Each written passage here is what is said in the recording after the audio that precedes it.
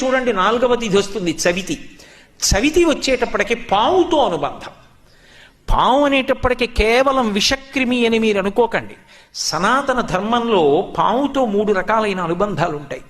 ఒకటి, మనకి ఆహారం ఎక్కడ దొరుకుతుందో, మన శరీరము పోషింపబడడానికి కావలసిన పదార్థం ఎక్కడ నుంచి వస్తుందో అక్కడే పాము కూడా నివాసం చేస్తుంది.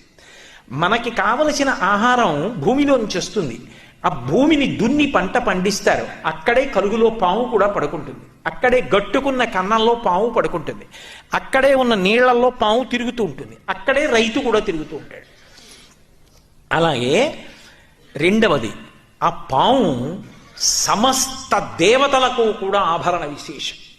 అసలు దేవతలకి ఆభరణం కానటువంటి పాము లేదు. నాగయజ్ఞోపవీతధారిణం అని దేవతలు నాగుపాముని యజ్ఞోపవీతంగా వేసుకుంటారు.